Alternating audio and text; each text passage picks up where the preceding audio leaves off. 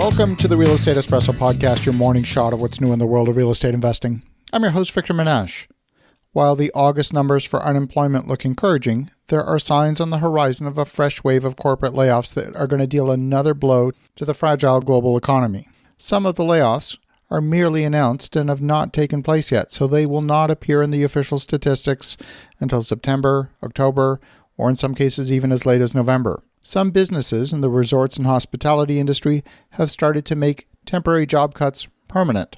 MGM Resorts sent layoff notices to 18,000 people a little over a week ago. The airline industry is poised to cut hundreds of thousands of jobs starting on October 1st. The U.S. federal government's cash injection for the airlines runs out on September 30th, and there's no new money on the horizon that would seek to prevent a massive shrinking of the airline industry. United Airlines is letting 16,000 people go. American is letting 25,000 people go on October 1st. Boeing is cutting 10% of its workforce, and that's going to have a trickle-down effect to the hundreds of companies that supply parts to Boeing. It's not just the airlines and hotels, though. Ford Motor Company is letting 1,400 people go through early retirement, a reduction of about 5% of their workforce. Daimler, which owns Mercedes-Benz, may cut up to 30% of its global workforce. Coca-Cola is offering buyout packages to 4,000 people, and we don't know yet how many are going to take them up on the offer.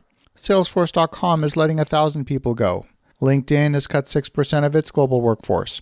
Warner Media is letting 600 people go starting back in August, and NBC is expected to cut about 10% of its workforce.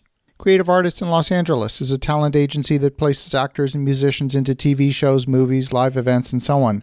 They're letting go 20% of their workforce. The TV content industry has grown in recent years as companies like Netflix, Amazon, Disney, and Apple have heated up the content arms race.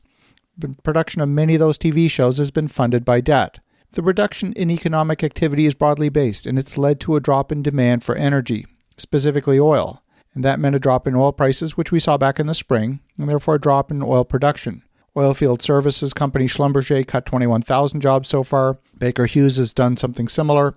And even in the banking industry, they're not spared. Wells Fargo announced it's planning to cut a significant portion of its 263,000-person workforce. Now, if you've been to Walmart recently, you'll notice there's a large new bank of self-service cashiers. A lot fewer cashiers are in the store now. Now, Walmart's been one of the big beneficiaries of the pandemic. They've moved a lot of their staff from manning the cash to online order fulfillment. The big issue for most of these businesses is the massive amount of debt that's being carried on the balance sheet. And when revenues are a fraction of the pre-pandemic levels, these businesses can quickly become insolvent. They may have had the ability to withstand a few months of bleeding, but we're now 7 months into the pandemic with no clear end in sight.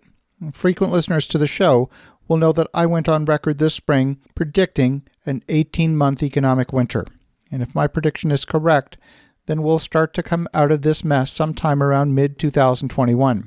Anything in the live entertainment sector is clearly hurting. If you have a music act that earns revenue from live shows, that's gone to zero. If you provide the venue for these shows, your revenue's gone to zero. If your company provides the sound, the lighting, the security, food concessions, your revenue has gone to zero. Cirque du Soleil is a Quebec-based company that turned the entire circus industry on its head with its innovative theatrical acrobatic creations.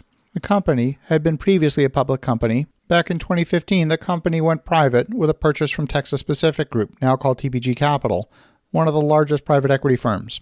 The company allowed Guy Laliberté, who was the founder of Cirque du Soleil, to retain creative control of the company, and the company's headquarters were maintained in Montreal. But part of taking Cirque du Soleil private, the company took on a significant amount of debt. And most private equity deals involve leveraging the company to swap equity for debt and multiply the returns for shareholders. And that only works as long as revenues and earnings remain stable. Back in June, Cirque du Soleil was forced to seek bankruptcy protection. They'd gone on an acquisition spree and taken on about $900 million in new debt. Those debt holders could effectively get control of the company. Even worse is the prospect that those creditors might be seeking liquidity. That could mean permanent damage to the company, which has dozens of shows around the world. And back at the end of June, Cirque du Soleil laid off 3,500 staff. This is all over the economy. Now, we're in the middle of a U.S. election campaign, and despite this, there are signs the government will not be able to prop up the economy through the length and breadth of this pandemic-induced downturn. They can prevent distressed properties from coming on the market by artificially freezing evictions and foreclosures, but they can't do that indefinitely. Otherwise, they create an environment where there's no consequence to defaulting on debt. The Fed simply won't buy all the toxic debt in the world, and that means there will be a downturn in the real estate industry. We're seeing the beginnings of it in the hotel industry, in retail, and in the office asset classes. Eventually, the job losses will cascade the pain into the residential housing market. That's unavoidable, even if the short-term metrics suggest a hot market. These job losses will ripple through the economy, and real estate prices will not be immune. Your job is to start amassing cash to rescue the right projects when the time comes. And this will be an exercise in patience, waiting for those opportunities to arrive. As you think about that, have an awesome rest of your day. Go make some great things happen. We'll talk to you again tomorrow.